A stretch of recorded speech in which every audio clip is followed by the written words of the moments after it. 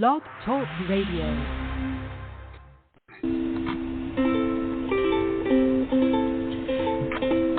Hi everyone, this is Camille from sunny California, and you're listening to the Coffee Chat with Camille show, which is the podcast series that interviews various guests about real-life topics for people who love to learn.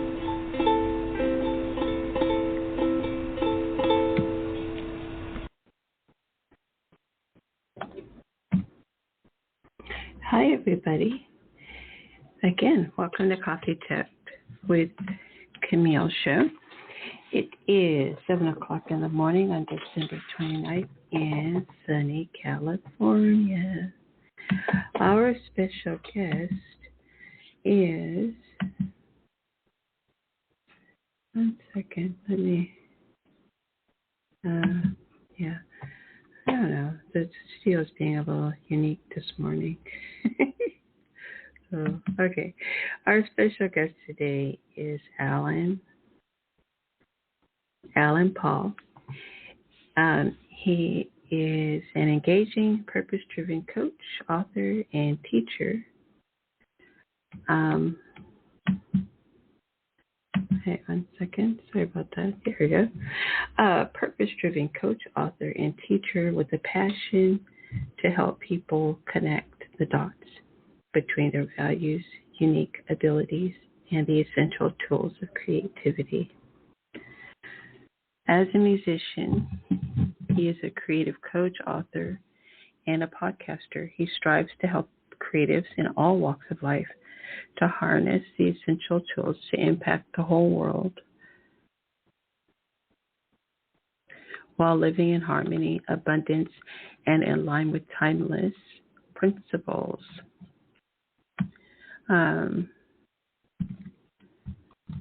Let's see what else. He brands and creative platforms written for books and resources. One second. Okay. I apologize. It's being kind of weird here. All right.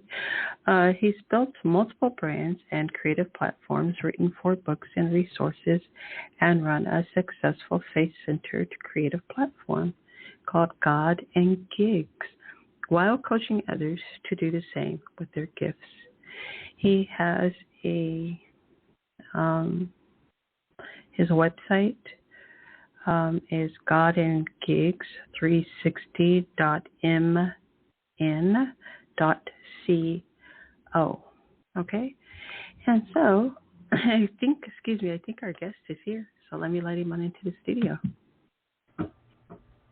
Hello, Alan. Hello, how are you? I'm wonderful. Thank you for joining me in the studio today.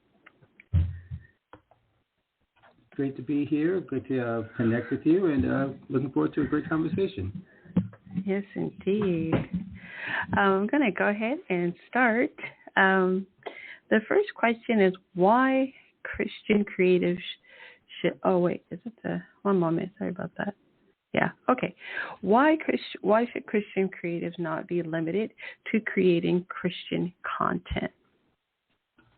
Great question, and this is something that I often deal with people well-meaning people who believe that, if you are working in a church, if you believe in God, that everything you should do should be all about Him. And that's, of course, if you are a believer and, God is everything to you, you might think that, well, that's a great way to think of life because, hey, if you believe in something, it should be all you're about. But as you could probably guess, everyone in the world has the same problems. We all have the same issues, and we can't limit ourselves. If you are a doctor, you can't say, well, I love God, but I'm only going to treat people who love God. And if you're a plumber, you can't say, I'm only going to work on sinks where people in the house love the same things that I love and do the same things that I do. And so it's kind of like this simple artificial limit that we don't put on anybody else in any other profession. And so that's the first thing I always tell people is that it's kind of like it's a very basic thing. Like, if you are a professional in any realm, you should be able to perform and work in any area. And the second thing for Christian creators specifically is that we are actually called to work and to show God's glory, as it were, in everything we do. And so for us to simply limit our creativity to one facet of our lives, which might be our faith, but not express it anywhere else, actually limits God and limits our ability to bless others, to help others, to show others our gifts, our creativity, whether it's music, art, dance, film, whatever, performing art. Those are all things that we can help other people in every part of the world. And God clearly calls us in that faith to do that, to show our faith and to show our talents and to give our talents to anyone and everywhere. And we have that right and that really a responsibility. So that's the first two things I tell anybody when they kind of come up with that artificial standard that we shouldn't be able to share gifts and talents outside of a religious or a Christian aspect. Well, that's wonderful advice, actually. And then how, I think it's how to get unstuck from, how to become unstuck from creating or writer's block. Yes, I love this topic. I wrote a small ebook, free on Amazon, called Break Through the Block. And it's 5 quick steps to renew your inspiration. And so if you're working in any field, creative, or maybe even just, when you're stuck at a job and you've got a project or something that you just cannot get over the hump, like your brain just turns off, your inspiration turns off, it's so important to say to yourself some of these 5 steps that I give in this little book, like I said, which is free on Amazon, Break Through the Block. And the first step I love is the very, very first one, because whenever you get stuck on something, the first thing that happens is we think of, oh gosh, what if I can't think of an idea? Like when you lose your keys, and the very first thing you like panic and realize you think you're never going to drive again, and your mind goes to all the worst situations and possibilities, and you're going to be late for work, and you're going to get fired, and your mind goes to the spiral, right? And so one of the things I always tell people in creatives alike is, hey, as soon as you start to do that spiral, when you start to feel like inspiration has left you, change the words around. Instead of saying, what if this never changes? What if I'm stuck? What if? Change it to so what if. Add the word so at the beginning. Because what that does is it reminds you that there are other alternatives other than the ones that your mind is inventing for you. So what if you don't, get to work on time? Well, you know what? You'll get to work 30 minutes later. So what if you don't have an idea today? You'll have an idea tomorrow. So what if the book isn't perfect? So what if the song doesn't come out today? You eliminate that fear factor that your brain creates. And as creators, we can create our own realities. We can create fear, or we can create possibility and faith. And so the first thing I tell people is to change that up. And then the second thing real quick would be is to celebrate your small wins. So maybe you only wrote one sentence. Maybe you only wrote one word. Maybe, you just only got like one humming thing out, whether you hum on your iPhone if you're a musician, or if you're a dancer. Maybe you just took a walk just to get yourself reconnected with nature. You got to celebrate those small wins as if you just won a Grammy or you just won, a major award, because it's reminding your brain once again, reminding you, hey, I enjoy this. This is something I like to do. This is something that brings me joy. And even if it doesn't become the most productive day, it is still the most fulfilling thing that I do. So that's 2 steps out of those 5 steps that I really would advocate for anybody that's feeling stuck, to get out of the what if, go to the what ifs, and celebrate small wins. Okay, excellent. And then what are key strategies for building a brand or creative platform? I love this because I've done this over and over again, and I wish every time I did this it was easy, but the steps don't change. And so the first thing about knowing how to build your brand, and that word brand is so, everyone's like, oh, are you trying to become like the next Oprah? Or is your brand going to be the next Amazon? And I think all a brand really is these days is just telling people around you who you are, what you offer, and how you represent or how you do what you do. That's it. It's very simple.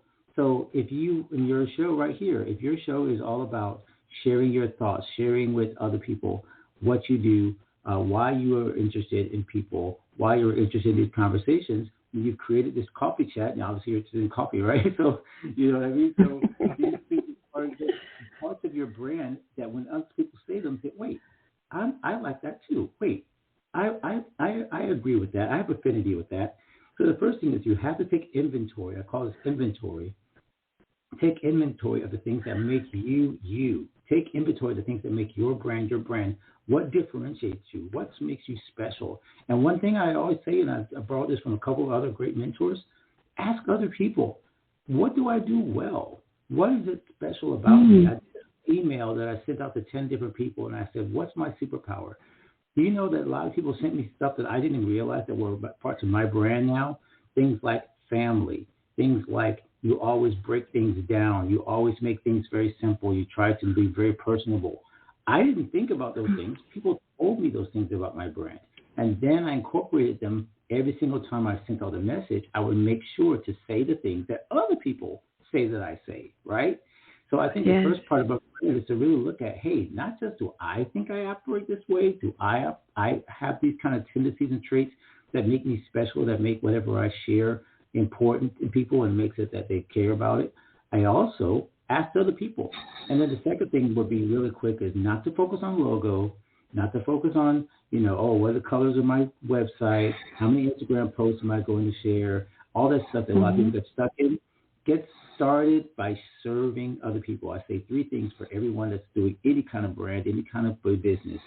3 S's: share, solve, and serve. Share, solve, and serve. Okay, so you got to solve a problem every day. Oh, and I mixed up one. Actually, there's another S, so it says smile. So I put share and serve together. So you're going to make someone smile. I like the smile one because smile means connect with someone emotionally. Every day, connect with someone emotionally. Make someone smile or make them think or make them in some way, shape, or form. Second one, always look to share what you're doing. And that means, yes, you got to go on social media. Yes, you got to do that stuff. And maybe even just means sending a text to somebody or just talking to them in your local arena, your arts department, wherever it is, your school, just sharing what you're doing and not being afraid of that. And the last one is to solve a problem or to serve someone. Those two go together. Solve and serve someone. Find out what their problem is. Find out what they're missing. If they need a laugh, find a way to make them laugh. If they need encouragement, find a way to encourage them. But meet them where they are. Serve their needs and solve their problem right there. Those 3 keys is what builds a community around your brand. If you have a community, now you have people following you for the right reasons. Not because you're flashy, not because you have the best emails or the best website. It's because you are connecting with people. So those are the 2 key phrases. I always want to make sure 3 key phrases that everybody needs to do when starting a brand or business or anything like that in a creative enterprise. All right, excellent. And then why should musicians and why do musicians and creatives need to treat their art like a business? This is so hard for a lot of us. Well, I'll say almost all of us, I think. I think a lot of us, if you're in the creative space, even right now, what you're sharing, if you say, hey, I love to do this, but as soon as I start to make money with it, or even more importantly, I think the phrase we say to ourselves is, I'm not a business person. I don't put on a suit and tie. I don't read graphs. I don't do spreadsheets, right? So we think this dividing line between art and business means if I love something, as soon as I turn it into a business, I'm not going to love it because I don't love that other stuff. I don't love, the whole selling and all that stuff. It makes me feel icky. So the first thing I want to remind people is that you treating your art or your creativity or life like a business is actually going to benefit your creativity. This is the crazy thing. A lot of people think as soon as I start thinking of these other things, making money, sales, all this stuff, that suddenly my art mind turns off. But it actually makes your art and your creativity better because it focuses you. If you have a song, and not only do you need to write the song, sing the song, play the song, you also need to think of who's going to listen to the song. And this forces you to think, hey, not only do I want to make a great song, but I want to make sure a lot of people hear the great song. And so it tells you, hey, I don't just need to make something amazing. I also want to think through what's my plan for marketing. And then you go back and say, wait, this doesn't make my song worse. My song might be great, but actually makes my song better. Because now I'm thinking through, hey, if I change this word here, if I do this, or if I go ahead and share it with these people or say this, this is what the song is all about. So I get even more intentional about making the song or the art, or whatever it is. So the first thing I want to remind people is that making your art like a business reminds you that there's a greater purpose for your art than just you. It's about sharing. It's about connecting it. And the business of it allows you to make and I heard people say it like this, a phrase, money makes the mission possible. That comes from my mentor, someone that I'm following. So the money and the business side makes the art even more possible. It helps you to build the very thing that you're passionate about. And then the second thing I would say to people that, art, say, art and business, that makes me scary is just, hey, start from the most simple thing. It doesn't have to be, again, you do not have to become a CEO overnight. Just think through, like the things I just talked about. Who do you want to see or hear this? And what's a plan for 30 days or 60 days? And then start building a slow or steady infrastructure. Yes, you need an email list, but start with a very basic free email list.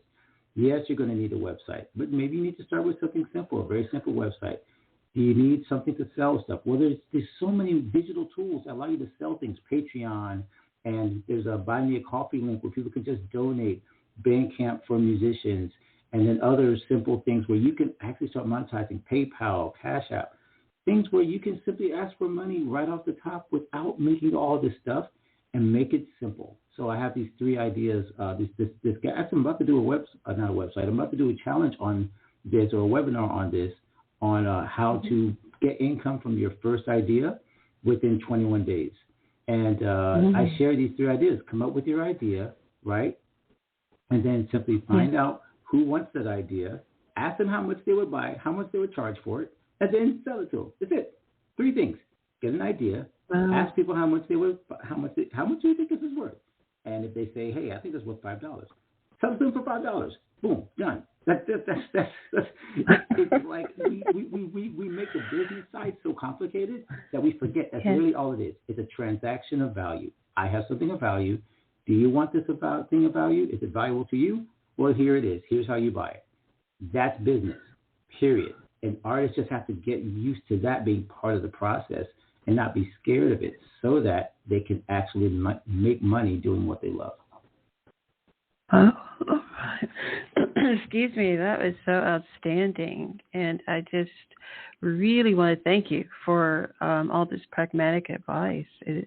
It's really just pretty much electrified my thought process here, because I am a solid creative myself. I am a fine artist and an author, and I work quite a bit in the creative field. And so just with the 4 points that you've made, well, it's more than that, but by using the 4 questions and answering those, a lot has stood out already. Wow, so I'm so glad. Yeah, so I am very thankful that I said, yeah, sure, come on, because I never say no to any guest. They're always welcome to come. And so I was so thankful when you had reached out to me. And if you don't mind, I just was curious about you said you're a musician, and I had on Asher Log.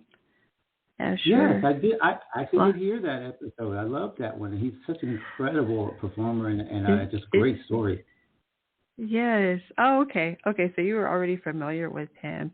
And then what, do you play keyboard? Is that what it is?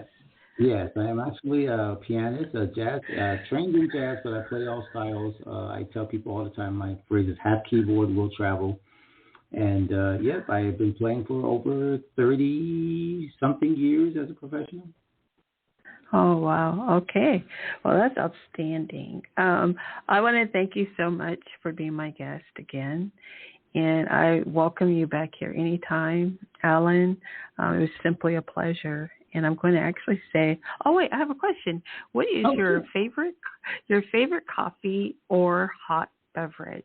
Oh gosh, I knew this was coming, and I was looking forward to it. I literally, before I got on the call, I grabbed my coffee. It is definitely coffee. I am actually going to do a little shout out here because it's so cool that I'm actually recording my parents' home here in Pensacola. Usually I live in Miami, Florida, but I'm up here visiting. And my mom just brought in some Just Jones Java. So I am drinking Just Jones Java, which is a special blend from an author who created a book, and someone in the book makes coffee, and so he created a coffee blend based on the character. It is just amazing marketing. Yes, right? So I am drinking Just Joe's Java from a book written by Andy Andrews, where I guess coffee is part of this. So trust me, it's a great cup of coffee, and it's also just a marketing tip to everybody out there. It's like, hey, if there's a way you can put your book and your creative thing and make a product out of it, do it. Okay. Thank you so much for sharing that too. And okay, thank you. All right. So I will hopefully I'll definitely keep in touch because I did subscribe to your channel and everything. But I just appreciate you, and thank you so much again for taking the time to be here with me. Oh, it's my pleasure. And share your wisdom with the audience. Oh, thank you. And just real quick, I noticed that at the very you were reading that super long website that I didn't know why that popped up as a link. Just let them know they can just go to godandgigs.com. That long one is not necessary. They just go to godandgigs.com or find the God and Gigs show on my podcast. That's the easiest way to find me. And I was like thinking, oh my gosh, why does that link show up there? So, yeah. Just everybody's listening. GodandGigs.com or the God and Gigs show. We need to remember all those guys. Okay, I'll be sure to edit that really quickly. All right, for sure. Thank you. GodandGigs.com. I got it. All right. Bye for now, Alan. God bless you. God bless you, Camille. Take care. Thank you. Goodbye.